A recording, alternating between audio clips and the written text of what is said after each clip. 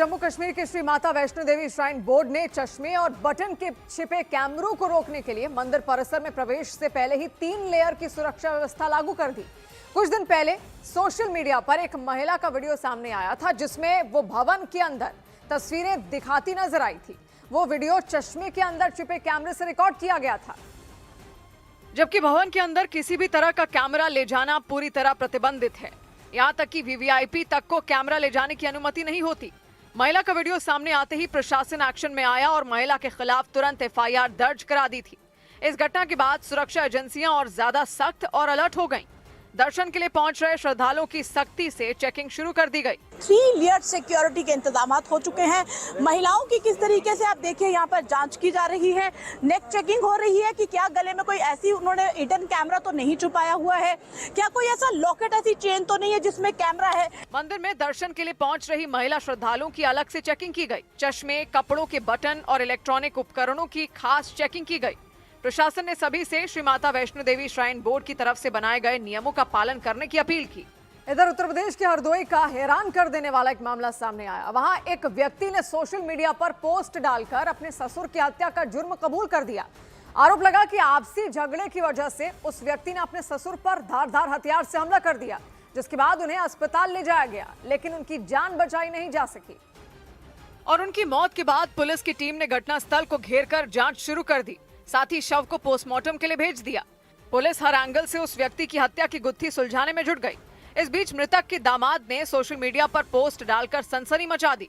उन्होंने दावा किया कि वो और उनके परिवार वाले उन्हें मारने की साजिश रच रहे थे, इसीलिए उन्होंने आत्मरक्षा में अपने ससुर की जान ले ली। उनके दामाद के द्वारा पीट कर घायल कर दिया गया, जिन्हें लोहिया अस्पताल फर्रुखाबाद में भर्ती कराया गया, जहाँ उनकी मृत्यु हो गई। हैरान करने वाला मामला हरदोई के पंचदेवरा थाना इलाके का रहा। बताया गया कि हत्या में आरोपी दामाद के अलावा 5 और लोग शामिल थे। इस बीच आरोपी के कबूलनामे के बाद पुलिस सभी आरोपियों की तलाश में जुट गई। उधर अभिनेता राजपाल यादव बेल मिलते ही अपनी भतीजी की शादी में शामिल होने के लिए उत्तर प्रदेश के शाहजहांपुर पहुंच गए। इस दौरान उनके समर्थकों और उनके चाहने वालों की वहां भीड़ लग गई। उन लोगों ने राजपाल यादव की रिहाई पर खुशी जताई और राजपाल यादव भी अपनी भतीजी के मेहंदी कार्यक्रम में शामिल होकर बेहद खुश नजर आए। इस दौरान वो अपने रिश्तेदारों के साथ कई फिल्मी गानों पर झूमते दिखे।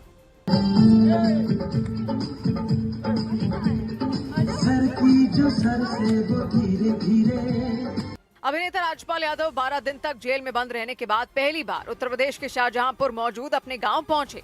इस दौरान उनके रिश्तेदार और चाहने वाले उनके लिए तोहफे लेकर उनसे मिलने पहुंचे। राजपाल यादव ने भी उन सभी का आभार जताया। इस दौरान उन्होंने चेक बाउंस मामले में उनकी मदद करने वालों का शुक्रिया अदा किया।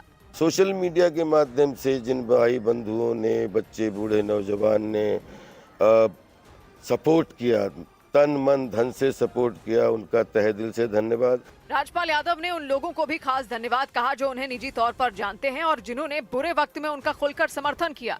राजपाल यादव 9 करोड़ रुपए के चेक बाउंस होने के मामले में दिल्ली की तिहाड़ जेल में बंद थे।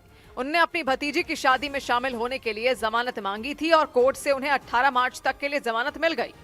इधर उत्तर प्रदेश के हाथरस में उस वक्त हड़कंप मच गया जब मामूली बात को लेकर 2 पक्षों के बीच जबरदस्त मारपीट हो गई। इस दौरान उन लोगों ने एक दूसरे पर ताबड़तोड़ लाठियां बरसा दी, जिससे 2 लोग बुरी तरह घायल हो गए और बच्चे से लेकर बड़े तक मारपीट में शामिल रहे। इस दौरान बच्चे भी हाथों में लाठियां लेकर दूसरे पक्ष से भिड़ते नजर आए। हालांकि वहां खड़ी एक लड़की उनके हाथों से लाठियां छीनकर फेंकती दिखी। इस दौरान उन लोगों ने जमकर गाली गलौज भी की। मारपीट की घटना हाथरस के नीनामाई गांव की रही। वहां मामूली बात को लेकर शुरू हुई बहस इतनी बढ़ गई कि लोगों ने बीच सड़क पर हंगामा खड़ा कर दिया। इस दौरान दूसरे पक्ष की एक लड़की वीडियो रिकॉर्ड करती रही, जिस पर लोग भड़क गए।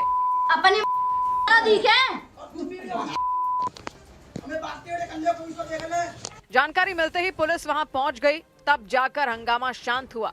इसके बाद उसने मारपीट में घायल हुए लोगों को अस्पताल में भर्ती करवाया। मेडिकल से दवाई लेके गया था। दवाई ले जाने के बाद में बाइक से उतरा भी नहीं हूँ, बाइक पर ही ऊपर ही मेरे को रोड बजाना शुरू कर दिया है। बताया गया कि जिन लोगों ने मारपीट की वो आपस में रिश्तेदार थे। हालांकि मारपीट किस वजह से हुई इस बात की जानकारी नहीं मिल पाई। इस बीच पुलिस मारपीट करने वालों की पहचान कर मामले की जांच में जुट गई। उधर मध्य प्रदेश के उज्जैन में शिवरात्रि के मेले के दौरान मधुमक्खियों के हमले से दहशत मच गई।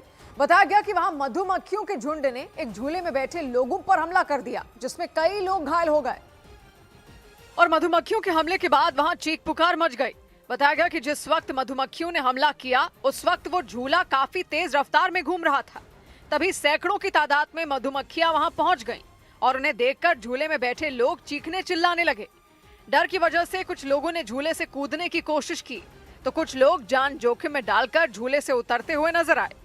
हालात को देखते हुए उस झूले को रोक दिया गया, लेकिन तब तक मधुमक्खियों के हमले में कई लोग घायल हो गए, जिनमें 3 बच्चों की हालत गंभीर बताई गई। उन्हें इलाज के लिए अस्पताल में भर्ती कराया गया।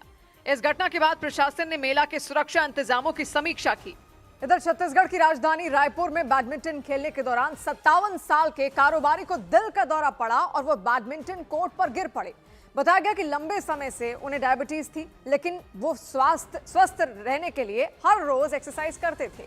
दावा किया गया कि वो बैडमिंटन के अलावा क्रिकेट भी खेलते थे और अपनी सेहत का ध्यान रखते थे, लेकिन बैडमिंटन खेलने के दौरान उन्हें हार्ट अटैक आ गया।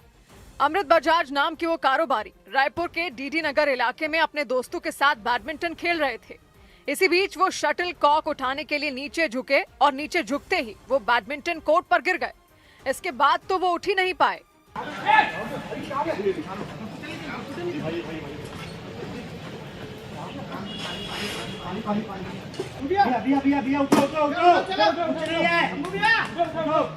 इस दौरान वहां मौजूद उनके दोस्तों ने उन्हें उठाने की कोशिश की।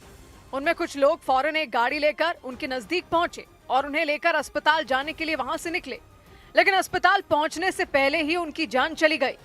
इधर दिल्ली के भारत मंडपम में आयोजित इंडिया एआई इम्पैक्ट समिट के दौरान भारत ने एक नया रिकॉर्ड बना दिया। दिल्ली में आयोजित इंडिया एआई इम्पैक्ट समिट के दौरान भारत ने नया वर्ल्ड रिकॉर्ड बनाया।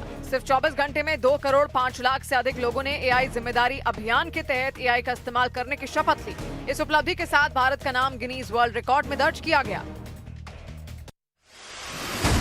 एआई इम्पैक्ट समिट में शामिल होने भारत आए गूगल के सीईओ सुंदर पिचाई ने विज्ञान और तकनीक के क्षेत्र में भारत के तेजी से बढ़ते कदम की तारीफ की। उन्होंने एआई को लोगों की जिंदगी आसान और बेहतर बनाने वाला बताया।